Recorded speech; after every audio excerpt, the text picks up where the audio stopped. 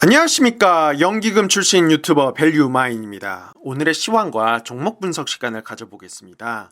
우선 시황입니다. 미국 연방준비제도 이사회가 금리 결정을 내리기 위한 회의, 즉 연방공개시장위원회 FOMC에서 자산 매입 축소 가능성을 언급한 것으로 드러나면서 시장이 출렁거렸죠. 회의의 내용의 기사 원문을 보면 A number of participants suggested that if the economy continued to make rapid progress toward the committee's goals, it might be appropriate at some point in upcoming meeting to begin discussing a plan for adjusting the pace of asset purchases. 해석해보면 상당수의 FOMC 참석자는 만약 경제가 계속 목표를 향해 빠른 진전을 보이면 앞으로 개최할 회의의 어느 시점에 자산 매입 속도의 조정 계획 논의를 시작하는 게 적절할 수도 있다고 제안했다고 합니다. 이 회의록이 공개되면서 매월 연준이 1200억 달러, 하나로 130조 원에 달하는 미국 국채와 주택 저당증권 MBS 매입을 통한 유동성 공급을 해주고 있었는데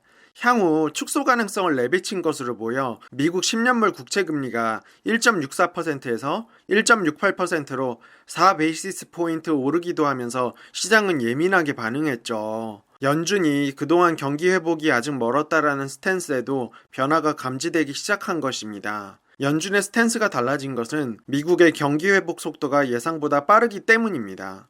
한편 최근 국내 증권업계 전문가들은 인플레이션 우려가 과도하며 연준의 긴축이나 테이퍼링에도 증시 상승이 지속될 가능성이 높다고 의견을 제시해 주목해 볼 만하겠습니다. 사실 지난 4월 소비자 물가지수가 12년 만에 가장 높게 뛰었지만 작년인 2020년 4월은 코로나 위기로 인해 소비자 물가 상승률이 극히 낮았기 때문에 기저효과로 봐야 된다는 것이 중론입니다. 김학균 신용증권 리서치센터장은 물가가 크게 뛰는 일이 있을 수는 있지만 증시의 큰 추세를 바꿀 정도의 이슈는 아니라고 했죠. 이경수 메리츠증권 리서치센터장도 연말로 갈수록 테이퍼링 언급이 나올 것이고 이것이 심리적 우려를 부각시킬 수 있을 것이지만 2013년 테이퍼링 시기와 비교해보면 올해의 경기의 성장이 2013년 때보다 좋기 때문에 테이퍼링이 시장 흐름을 바꾸지는 않을 것이라고 했습니다. 즉 테이퍼링의 원인이 단순한 물가 상승이라고 보기보다는 경기가 전반적으로 좋아지면서 자연스럽게 유동성을 축소해 나가는 과정으로 봐야 된다는 것으로 해석할 수 있겠습니다. 기술주들과 성장주들이 조정을 받고 있지만 실적에 초점을 두고 실적이 뒷받침되는 성장주와 기술주는 계속 들고 가야 하는 것이 맞다고 저 밸류마인은 판단합니다. 왜냐하면 이제 경제는 단순히 경기 사이클에서 벗어나 기술이 성장을 주도하는 시대가 열리고 있기 때문입니다. 물론 자산 배분과 지수 추종 차원에서 가치주와 경기 민감주도 일부분 가져가는 것도 일리가 있다고 생각합니다. 그럼 그러한 주식을 어떻게 담느냐? 밸류마인이 생각하는 적절한 운영 전략은 S&P 500 지수 인덱스를 추정하는 ETF, SPY, SPY와 코덱스 200 ETF를 섞어 전체 포트폴리오에서 10% 정도를 담아 지수를 따라가는 것을 충족시킨과 동시에 나머지는 실적이 뒷받침되는 유망한 기술주들을 포함시켜 알파 수익을 추구하는 것입니다. 오늘의 종목 분석 시간이 왔습니다. 종목 분석은 성균관대학교 경영학과 금융학회인 코너와 파트너십으로 만들어집니다. 오늘의 종목은 애플입니다. 애플의 오버뷰에 대해서 살펴보겠습니다. 아마 스마트폰을 사용하는 사람 중 애플을 모르는 사람은 없을 겁니다. 애플은 스마트폰을 만드는 가장 대표적인 기업입니다.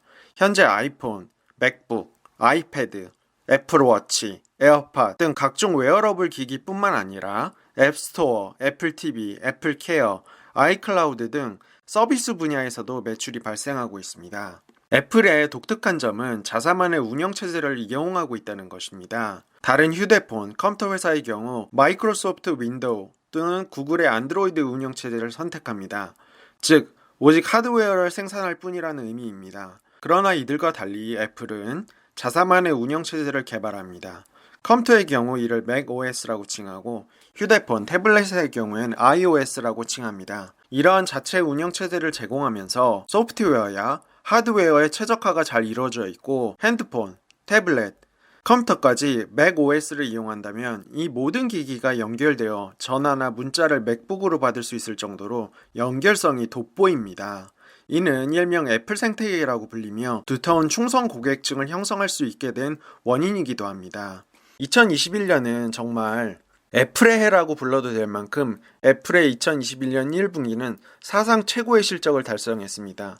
2021년 1분기 895억 8,400만 달러의 매출을 기록했는데 이는 전년 동기 대비 54% 증가한 수치입니다. 특히 영업이익은 전년 동기 대비 2배가 넘는 275억 300만 달러를 기록했습니다.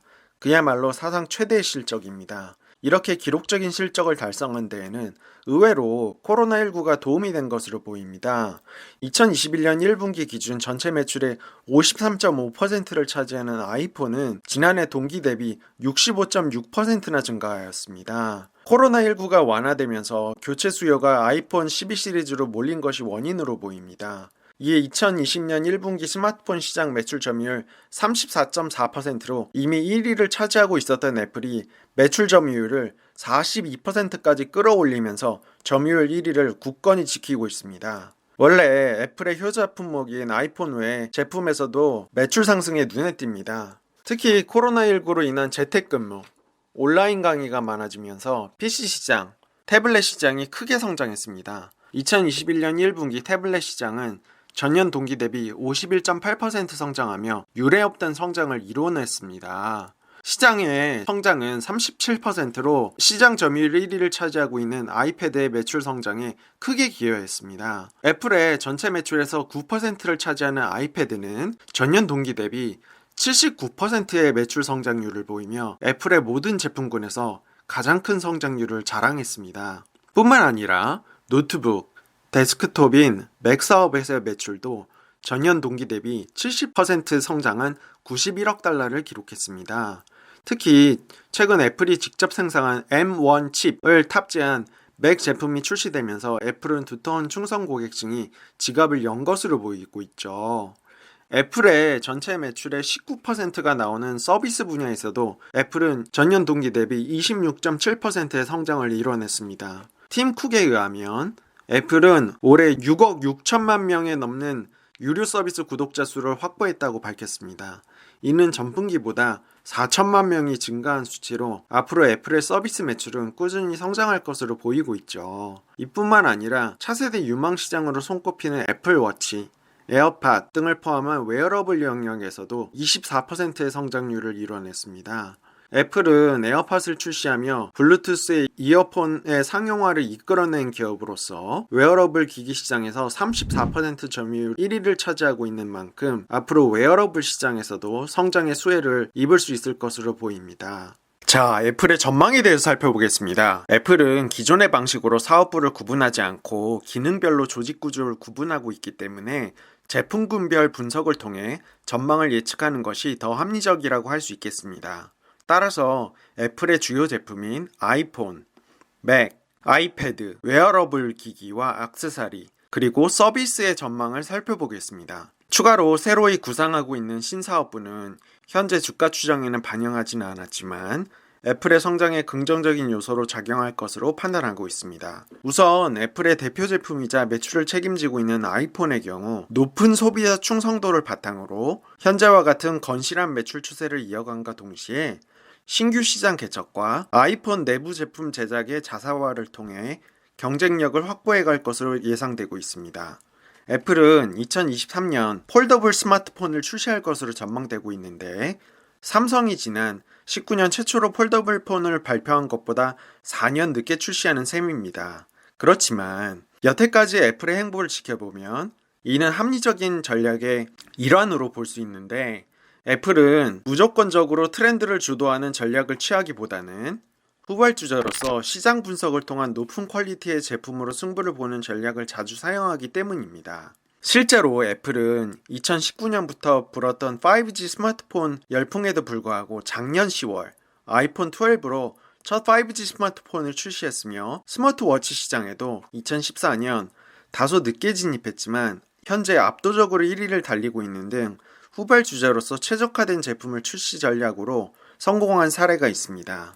시장조사 업체인 카운터포인트 리서치에 따르면 폴더블 폰 시장 규모는 올해 560만 대에서 내년 1720만 대로 3배 이상 성장할 전망으로 몸집이 커진 시장을 폴더블 아이폰이 성공적으로 공략할 수 있을지가 관건입니다. 애플은 새로운 외형적 변화뿐 아니라 핵심 부품인 모뎀 칩의 자체 개발을 통해 기술 경쟁력을 더욱 탄탄히 할 계획입니다. 애플은 지난 19년 인텔의 모뎀 칩 사업 인수를 통해 5G 모뎀 칩을 개발 중에 있으며 오는 2023년 자체 개발 5G 모뎀 칩을 탑재할 아이폰을 출시할 전망입니다. 애플은 이를 통해 모뎀 시장을 독과점 중인 퀄컴의 영향력에서 벗어날 계획입니다. 아이패드와 맥의 경우 애플 자체 개발 프로세서인 M1 탑재가 가장 큰 변수로 작용할 것으로 보이고 있죠. 작년 11월 애플이 선보인 M1 칩은 저전력이 특징인 프로세서로 아이패드와 맥에 같은 프로세서를 탑재함으로써 모바일 기기와 PC 사이에 벽을 허물었다는 평가를 받고 있습니다. 동시에 성능도 아주 좋은데요.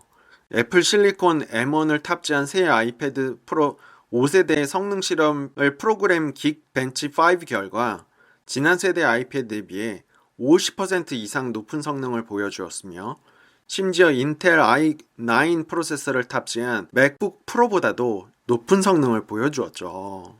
세계 웨어러블 기기 시장이 코로나 시대를 맞아 새 국면에 접어들면서 시장의 선두주자인 애플의 전망도 밝아 보입니다. 글로벌 시장 조사 기관인 가트너 조사에 따르면 세계 웨어러블 기기 시장은 2020년 전년 대비 43.6% 출하량 증가, 2021년에는 전년 대비 25.6% 증가로 폭발적인 성장세를 보이고 있습니다.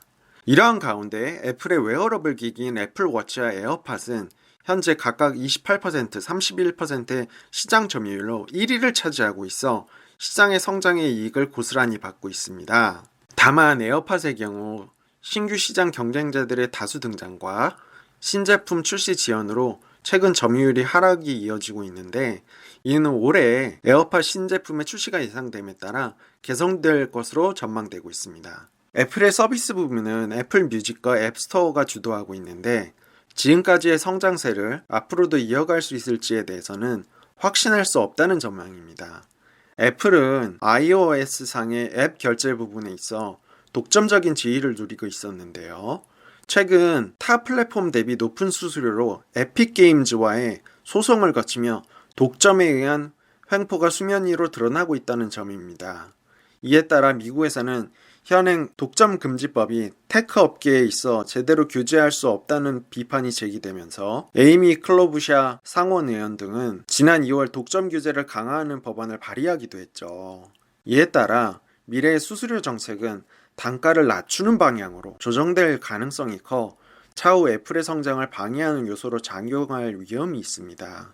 마지막으로 애플은 미래 먹거리인 전기차, 가칭 애플카를 통해 성숙기에 접어든 스마트폰 시장 성장을 벗어나 또 한 번의 큰 도약을 준비하고 있습니다. 다만 대만의 애플 전문 애널리스트 거밍지에 따르면 애플의 자율주행 전기차는 아직 초기 단계이며 출시는 2025년 이후가 될 것이라고 예측하고 있어 가시적인 성과가 나오기까지는 다소 시간이 걸릴 것으로 판단됩니다.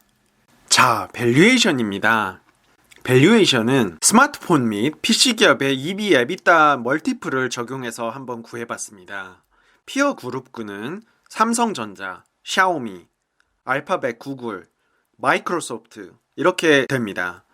삼성전자의 경우는 6.3배, 샤오미 56.2배, 알파벳 구글 21.7배, 마이크로소프트 23.2배 EV 에비타 평균값인 26.9를 적용했습니다. 이렇게 적용한 애플의 가치는 2조 5,360억 달러에 이릅니다. 여기서 순 부채를 차감해야 되겠죠.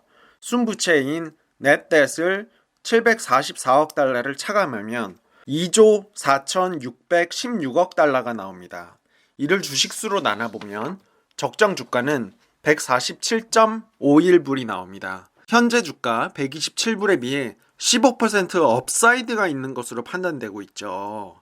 아이폰, 맥북, 애플카까지 우리의 생활을 애플 생태계에 담으려는 애플과 함께하고 싶다면 전체 포트폴리오에서 3%에서 5% 비중으로 가져가 보는 것은 어떨까요? 한번 생각해 보시기 바랍니다. 오늘도 유익한 시간이 되셨나요? 오늘은 여기서 줄이고요. 구독과 좋아요 눌러주시고요. 다음 주에 만나요.